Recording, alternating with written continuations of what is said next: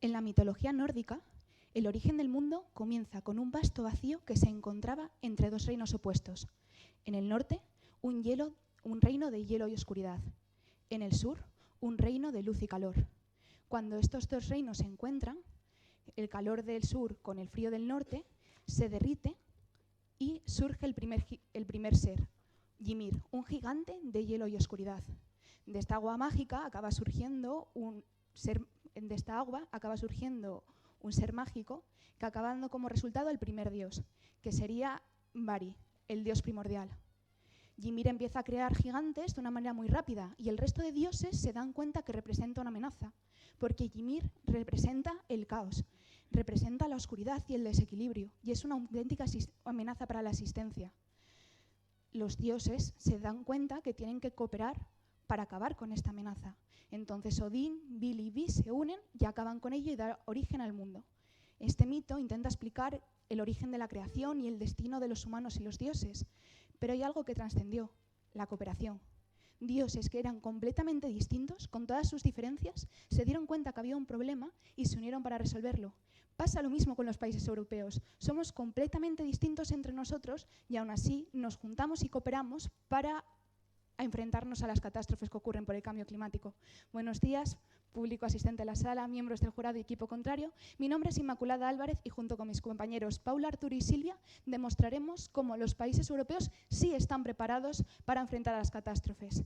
Pero antes de comenzar con el debate, consideramos que es necesario definir una serie de conceptos vitales para la correcta realización del mismo.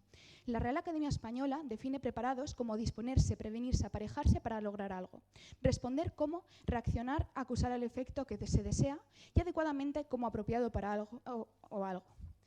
Entonces, ahora mismo comenzaremos con nuestra línea argumental y demostraremos que sí están preparados mediante 3 sólidos argumentos. El primero de ellos será un argumento de respuesta integrada. Aclararemos que la mortalidad no es la única métrica para demostrar que una gestión ha sido adecuada o no.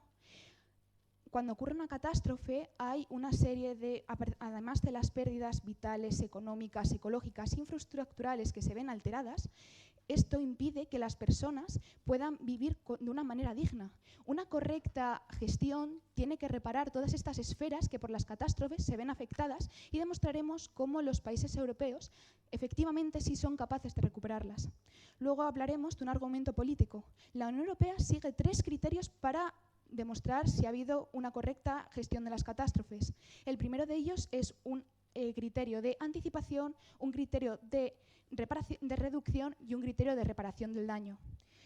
Teniendo en cuenta que el panorama internacional y ecológico cada vez va a ir a peor, va a haber más catástrofes, van a ser mucho más intensas, los países europeos, lejos de adoptar una actitud pesimista, son capaces de articular medidas y coordinarse para lograr esto. Las medidas que toman son de 2 tipos, legal y económico. Legal encontramos el Pacto Verde Europeo o los mecanismos de protección civil. Y de carácter económico encontramos partidas presupuestarias, mecanismos de disminución del daño y emisión de bonos verdes. Y por último, demostraremos cómo, con un argumento sobre la mortalidad, cómo a pesar de que han sido terribles las catástrofes y como van a ir a peor, hemos sido capaces de reducir el número de muertes de una manera efectiva mediante la implementación de nuevas tecnologías, implementación de avisos de alerta temprana. Entonces, mediante el argumento de respuesta integrada, el argumento político y el argumento de mortalidad, demostraremos cómo efectivamente sí, los países europeos están preparados para solventar las catástrofes. Muchas gracias.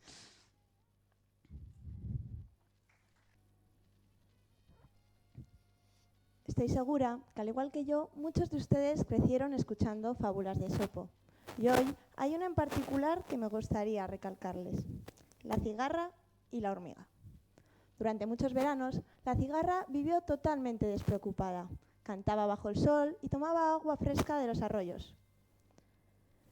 Siempre ha llovido, por tanto, siempre lloverá, pensaba. Y nunca sintió la necesidad real de prepararse para el futuro. Sin embargo, su compañera la hormiga aprovechaba que la cigarra se pasaba los días cantando para almacenar comida y bebida en su casa.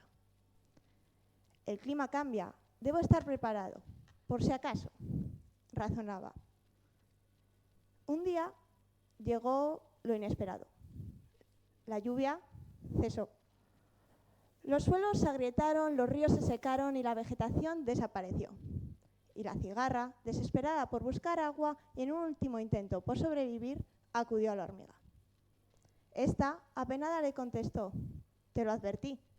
Vives pensando que todo permanecerá exactamente igual y no te preparas para lo que puede venir». Buenos días, miembros del jurado, público asistente, equipo contrario. Mi nombre es Sandra y junto a mi equipo, Jorge, Hugo, Aitana e Isa, defenderé la postura en contra de la pregunta que hoy nos reúne. ¿Están preparados los países europeos para responder adecuadamente a las catástrofes naturales que se pueden producir en el futuro debido al cambio climático? Nuestra respuesta es clara. No. Los países europeos no están preparados. Y para ello, creo oportuno comenzar definiendo algunos términos. ¿Qué consideramos países europeos? Pues aquellas naciones que forman parte del continente europeo, cada una con su propio sistema económico, político y social.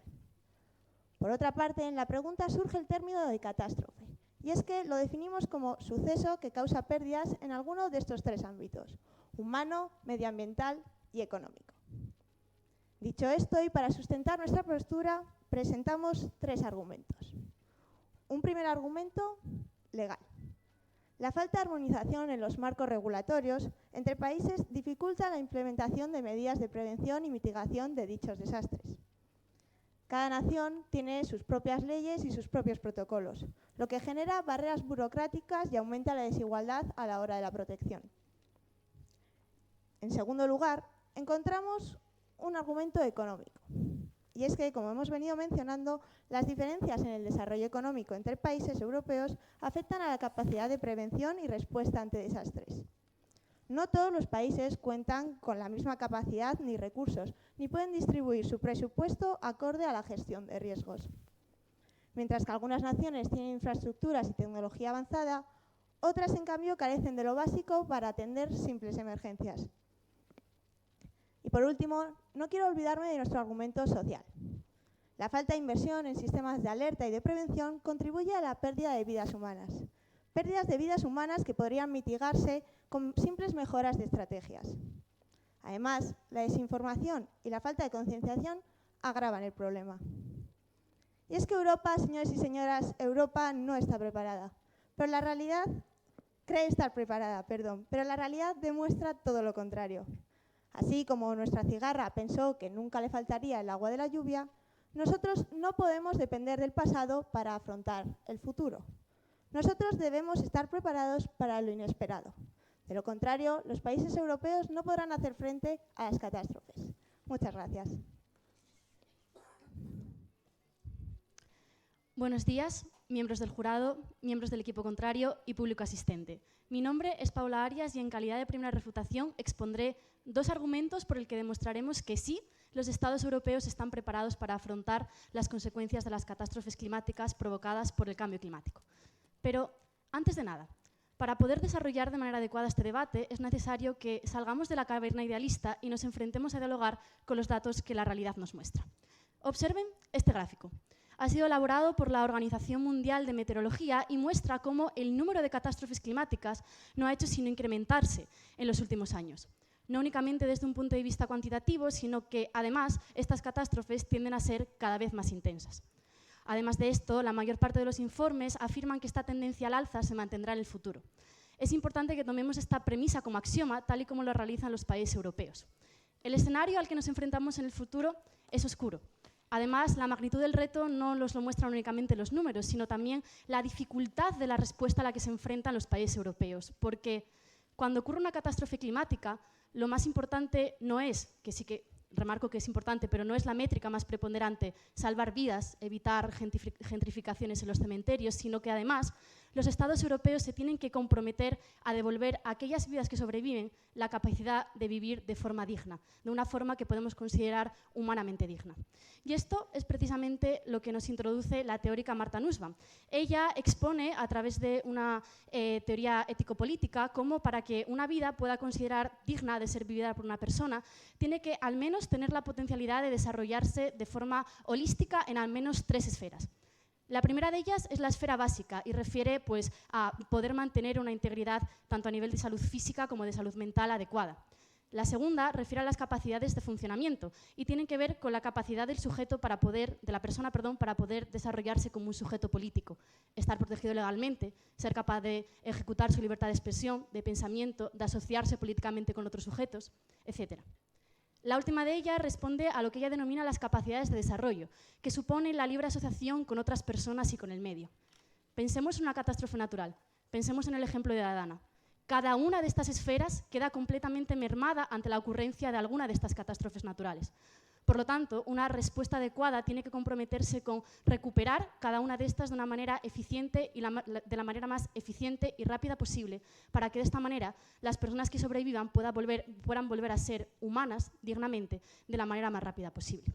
Y esto Europa lo tiene muy en cuenta. Lo tiene muy en cuenta cuando en el documento de preparación de desastres ella misma se compromete a que una reparación adecuada de una de estas catástrofes tiene que cumplir al menos 3 criterios. Un criterio de recuperación, reparación y anticipación. Teniendo esto en mente y lo que les he comentado, los Estados europeos se han pertrechado con diferentes medidas que, situadas a diferentes niveles, pretenden consolidar una respuesta integrada, adecuada al carácter multifactorial del problema. Antes de mostrárselas, por favor, su compañero, su punto. Nosotros no negamos sus medidas, pero ¿me puede asegurar usted que esas medidas siempre se van a hacer de forma rápida y eficaz? Sí, y lo vamos a mostrar con lo más evidente que hay, que es la realidad y los datos que estos nos aportan. En mi turno me dedicaré a enunciar cuáles son estas medidas y posteriormente mi compañero Arturo, en su segundo turno de refutación, expondrá las evidencias estadísticas que demuestran que efectivamente en la mayoría de los casos, porque comprometernos con una respuesta holística en el 100% sería injusto, estas respuestas se articulan de forma adecuada. Estamos hablando de medidas legales, tales como, por ejemplo, el Pacto Verde Europeo, que favorece y se compromete a aumentar la resiliencia de los Estados europeos, o el Mecanismo de Protección Civil, que favorece el intercambio de recursos entre los diferentes Estados para de esta manera lograr coordinar una respuesta mucho más eficiente entre los diferentes países. Además de esto, los países europeos se han dotado de distintas medidas económicas, como por ejemplo aquellas que suponen incrementar las partidas presupuestarias cedidas a los mecanismos que precisamente otorgan se dedican a financiar los recursos para gestionar estas catástrofes. En este gráfico, elaborado a partir de datos extraídos del Tribunal de Cuentas Europeos, pueden ver cómo el mecanismo de recuperación y resiliencia, una de las principales partidas presupuestarias a este respecto, incrementó el capital recibido entre el periodo 2014-2020 y el periodo 2021-2027 en prácticamente el doble, comprometiéndose a mantenerlo para el año 2027 en un 37% del total de la partida. Por lo tanto, los países europeos son conscientes del reto, son conscientes de su magnitud y su dificultad y no se achantan ante él, sino que lo miran de frente, comprometidos a que las vidas de aquellos que sufren lo que supone una catástrofe natural no se conviertan en eternas reliquias de un duelo perpetuo, sino que por el contrario puedan volver a florecer de forma completa. Muchas gracias.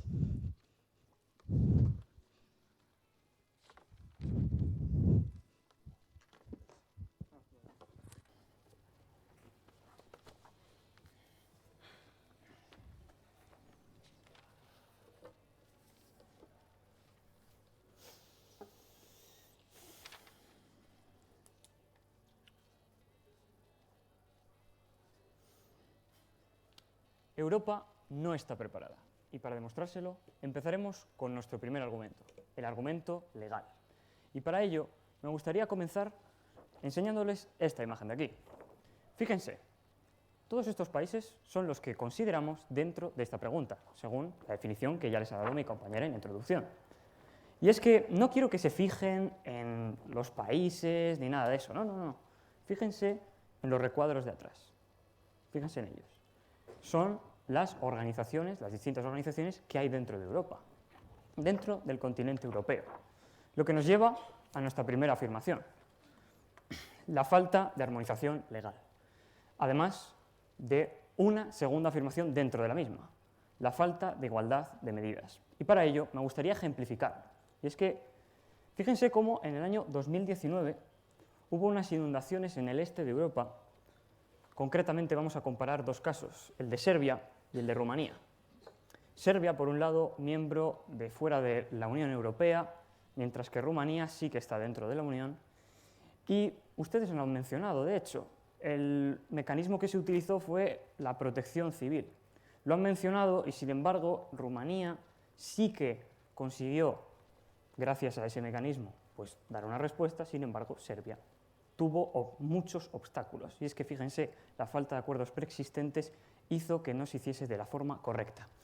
Además, nos gustaría también hablarles, dentro de este mismo argumento, de otra problemática.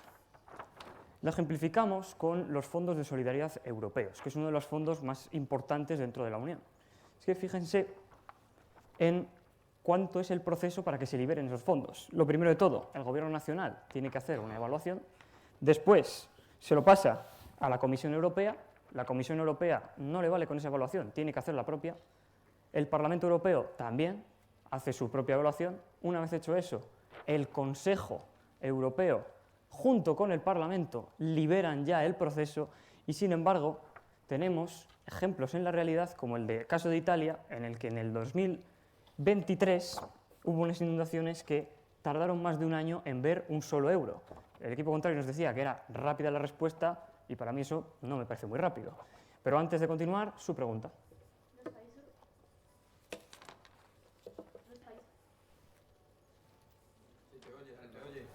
Los países europeos son conscientes de esto y tanto para la reducción de la burocracia como para la agilización de las medidas han tomado reformas legales y enmiendas para solucionar esos problemas. ¿Cómo responde tu equipo ante esa realidad? Me parece bien que tomen esas medidas y, sin embargo, seguimos con realidades como la de Serbia y la de Rumanía, que tampoco responde a la realidad que usted me ha dicho.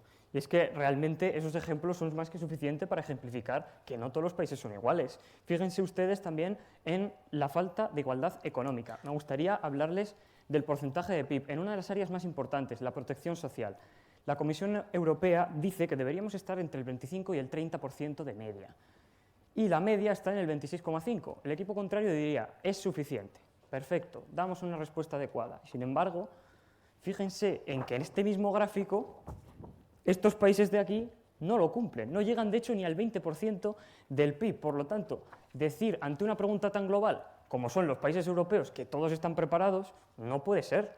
De hecho, fíjense, económicamente no solo les queremos traer eso, pero antes, compañero. Que haya desigualdades en las medidas que se toman por parte de los países europeos, ¿significa que no estén preparados todos adecuadamente? Por supuesto, de hecho la pregunta lo dice, países europeos, tenemos que estar todos a una, es una realidad, no puede ser que si unos lo hacen bien y otros lo hacen mal, no podemos decir que todos los países están preparados, no puede ser. Y es que económicamente les quería comentar un problema muy grande. Fíjense en cosas como la directora de la EMA, que es la Agencia Meteorológica de Europa, dijo lo siguiente: el riesgo climático crece más rápido que nuestra preparación.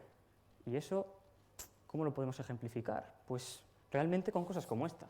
Desde el año 2008 en La Dana no solo ha habido problemas burocráticos o legales, que ya les hemos mencionado, hubo problemas muy graves como puede ser la falta de inversión en infraestructuras.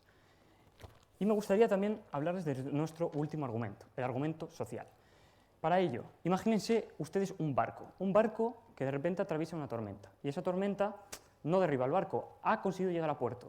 El equipo contrario diría, hemos dado una respuesta adecuada y, sin embargo, hemos dado una respuesta adecuada cuando 10 de los tripulantes del barco murieron. La reducción de muertes nos la han hablado y, sin embargo, eso para nosotros no es suficiente. ¿Cuántas muertes podemos tolerar? La ONU ya lo dice, deberíamos estar cercanos a cero. Y cifras como 47.690 muertes por horas de calor nos parecen exageradas para alguien que se considera preparado. Muchas gracias.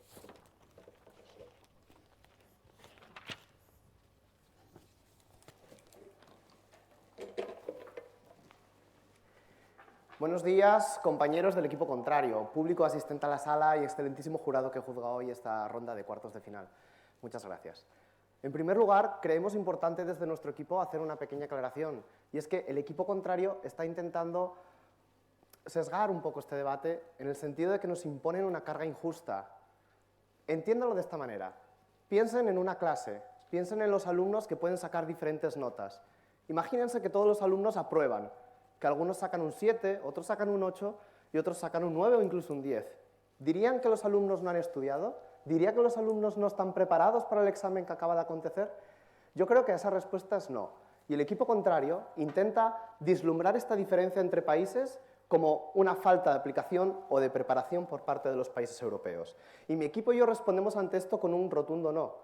puesto que las evidencias y los datos avalan cómo efectivamente los países europeos siguen el camino de la gestión adecuada. Y para ello, nada más relevante, el día de hoy, las fuentes y las evidencias. No estamos en los tiempos griegos donde necesitábamos acudir al oráculo de Delfos para conocer cuál era la realidad y cuál era el futuro. En la actualidad podemos acudir a los datos, podemos acudir a los informes que establecen las diferentes universidades, como por ejemplo la Universidad de Cambridge, que nos explica en sus 100 páginas, en el capítulo 13, cómo efectivamente los avances que están realizando los países europeos en términos de mejoras de la gestión del cambio climático son magníficos. Fíjense en esta gráfica. En ella podrán observar un montón de puntos verdes. Yo sé que puede ser caótico, pero cada uno de esos puntos verdes significa una evaluación en alguno de los criterios de gestión ambiental. Fíjense que de los 165 puntos que hay, solamente 17, me he tomado la molestia de contarlos, son rosas, lo que evidencia cómo en la gran cantidad de aspectos los países europeos están aprobando. Y no solo aprobando, cuidado, sino con buena nota, cosa que el equipo contrario decide negar con su argumentación. Pero no nos quedamos solamente en términos burocráticos y políticos.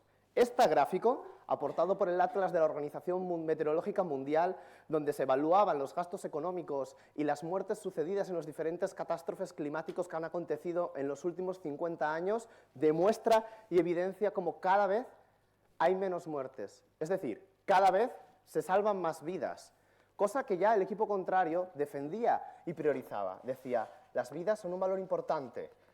A día de hoy salvamos muchas más vidas, a día de hoy hay que lamentar menos pérdidas y todo ello es gracias a la gestión de los países europeos, a esa adecuada gestión. ¿Sus preguntas, compañeros?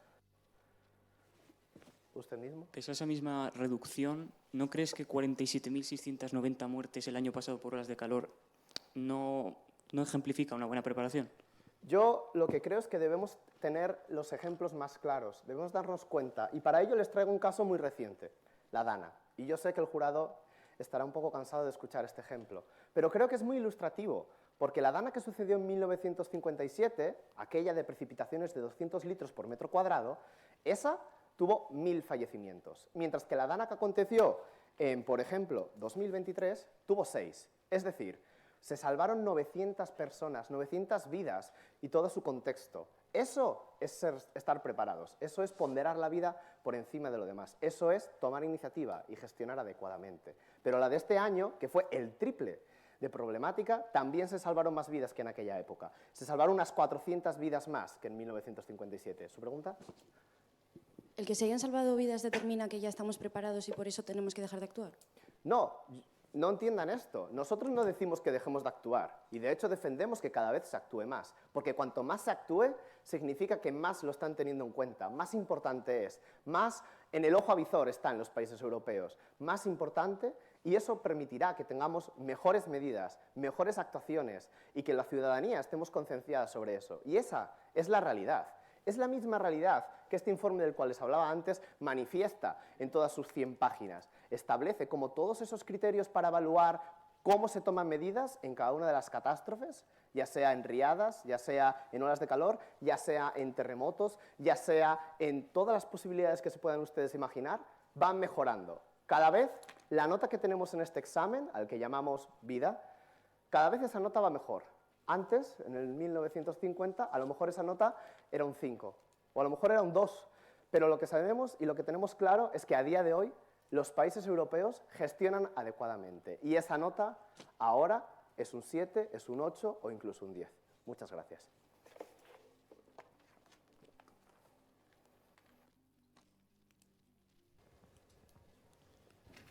¿Qué es el éxito?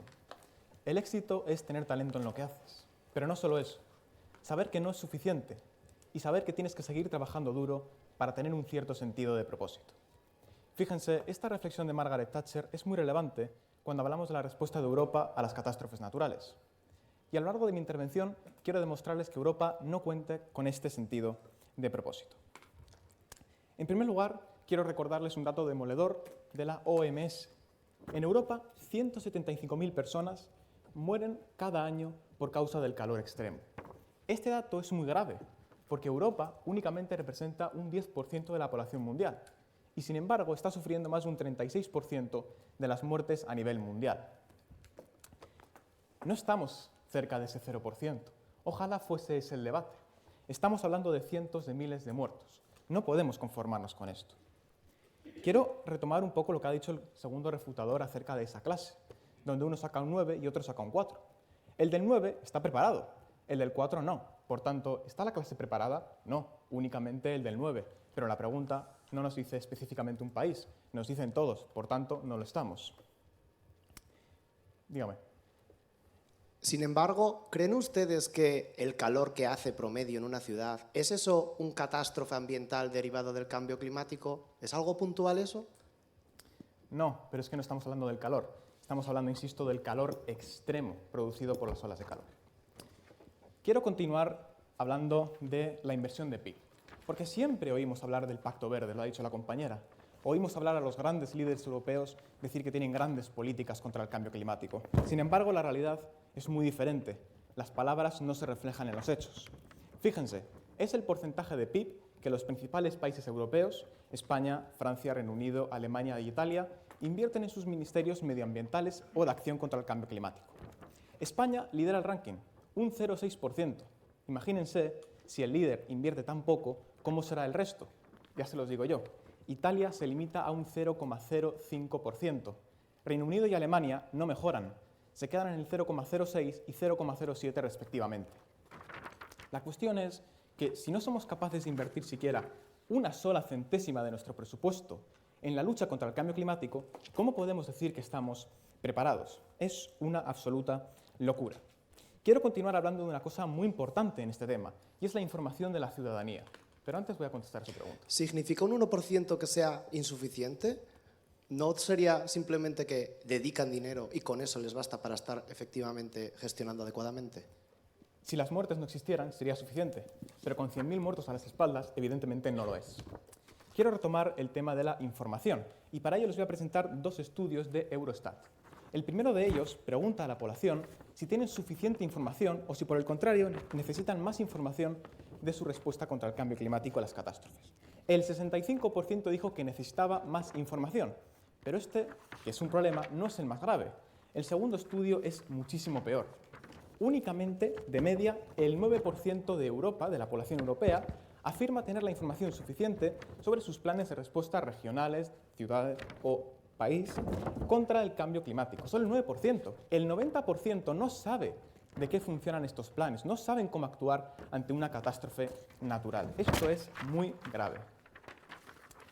Siguiendo con lo que ha dicho el equipo rival, han mencionado la DANA. La DANA es un claro ejemplo de que no estamos preparados, porque no somos capaces de conectar un sistema de alerta temprana a un satélite. Porque la alerta temprana que ustedes tanto defienden depende de un político que en un momento concreto pulse un botón. ¿Y si no se pulsa ese botón? 200 fallecidos. Evidentemente, esto es un problema de preparación. Ojalá esto quedase aquí. Ojalá pudiéramos decir que Europa está cerca de ese 0%, pero el debate va mucho más allá. No estamos cerca de cumplir los objetivos, y lo evidencian las muertes. Porque ustedes hablan muchísimo de tendencias. Nos dicen que dentro de 10 o 20 años la tendencia mejorará, que todo irá bien. Pero la pregunta no nos habla de un futuro lejano. El futuro es también mañana. ¿Estaríamos mañana preparados para responder si fuese necesario? A la vista de los datos es más que evidente que no lo estamos. En definitiva, miembros del jurado, miembros del equipo rival, estamos en tiempo de catástrofes. Ustedes lo han dicho, se avecinan muchos más desastres. Suenan las alarmas, pero Europa, por mucho que insiste la gente, Europa no despierta y no parece que vaya a despertar. Muchas gracias.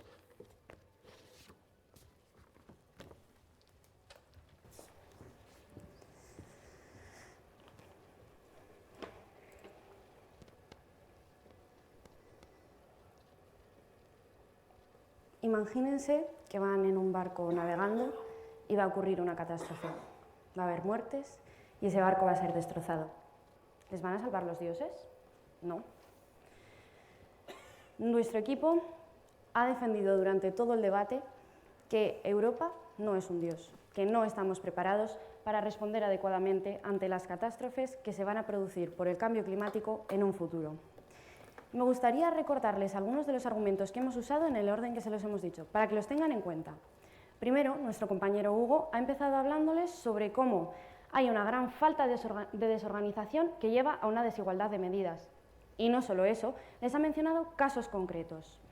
Hemos añadido además que hay una burocracia ineficaz, lenta, que retrasa todo esto.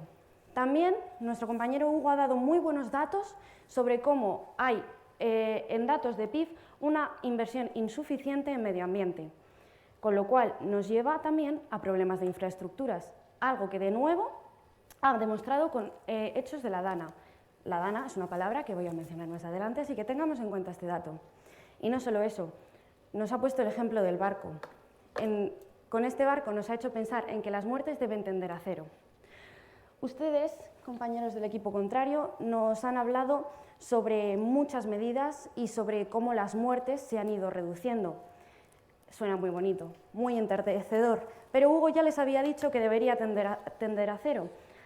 Así que lo siguiente a lo que paso a recordarles es cómo, si nos enfrentásemos a un examen, no nos sirve un 4, porque no es suficiente. Así que si las muertes, pese a que vayan bajando, no es los objetivos que la ONU quiere, no estamos totalmente preparados. Nuestro compañero Jorge después les ha enseñado varios gráficos. El primero sobre cómo hay una gran falta de inversión en lo medioambiental y sobre, además, cómo la ciudadanía, pese a que ustedes decían que era importante que estuviera concienciada, no lo está. Necesitaba más información, decía mi compañero Jorge. Hay una gran población que dice que le falta. Y de nuevo, volvemos al caso de la DANA. Ustedes muy bien nos han dicho que durante 3 DANAs diferentes las muertes se redujeron, pero sin embargo, en esta última DANA nuestro compañero Jorge les ha demostrado que esto no sirvió de nada porque seguíamos sin estar preparados. Y les ha hecho una pregunta muy interesante en la que reflexionar. Mi compañero Jorge ha dicho, ¿estaremos preparados mañana? Porque el futuro es mañana. Si ese examen nos llega mañana, ¿nos conformaremos con un 4? Durante toda nuestra intervención les hemos demostrado que no estamos preparados, que somos ese 4 y que somos un conjunto que no va a saber responder bien ante las catástrofes. Muchas gracias.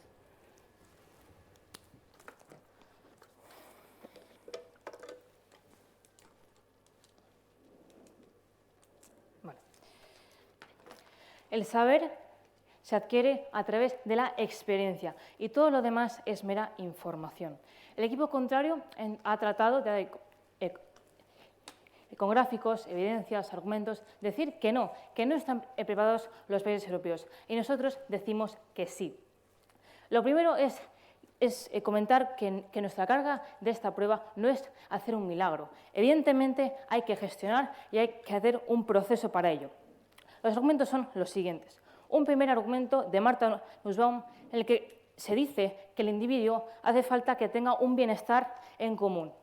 Y para ello hace falta 2 cosas, un argumento legislativo y un argumento económico. Tenemos el Pacto Verde, el mecanismo de protección civil. Y no solamente eso, sino más fondos, más financiación, más préstamos y sobre todo los fondos verdes que también nos ayudan en esto. Ustedes comentan que hay unas leyes y protocolos diferentes, precisamente porque hay un montón de organizaciones diferentes entre países. Hay un organismo común que es la Unión Europea que lo pone todo en común. Además, aunque hay gente que saque un 5, un 6, un 7, incluso un 4 en el examen, eso no significa que haya que seguir preparándose y seguir en este mismo camino. Ustedes comentan que no, es que no hay fondos suficientes. Sí que los hay. Hay menos muertes. En la DANA murieron 400 personas menos que en el 57. Eso es una gestión efectiva, es una gestión adecuada. Hay fondos y están utilizando correctamente. Comentamos también que hay menos muertes precisamente por esto, unos sistemas de alerta que funcionan, una mejor tecnología porque muere menos gente. Y no solamente eso, sino que sus vidas se ven mucho más mejoradas precisamente por esta esfera de Martha Nussbaum. No solamente eso, ustedes comentan un argumento social en el que dicen que hay una pérdida de vidas humanas y hay una falta de concienciación. Sin embargo, sacan un gráfico en el que se ve cómo, aunque haya un montón de organismos diferentes, ellos tienen ideas y tienen mecanismos. Si bien son diferentes, la idea está ahí y hay que seguir preparándose en este examen. Aunque saques un 5, un 6, lo estás haciendo bien. Y si tienes un poquito más de tiempo, lo vas a conseguir. Y precisamente, aunque saques un 4, mañana, como puede ser con la DANA, se ha mejorado en el número de las vidas salvadas. Jurado, al igual que Ymir, nosotros tenemos un enemigo en común, que es la gestión del cambio climático. Y lo estamos haciendo de forma adecuada y de forma que funciona. Por tanto, hay una reparación sistemática que es urgente y que la estamos haciendo de forma precisa, precisamente por estas medidas legislativas, estas medidas económicas. Lo estamos demostrando con gráficos y con argumentos que esto está funcionando. La respuesta a la pregunta es un rotundo sí. Los países europeos están preparados y no es que sea en un futuro muy lejano. Esto está ocurriendo hoy en día y las gráficas no mienten y los números tampoco. Muchas gracias.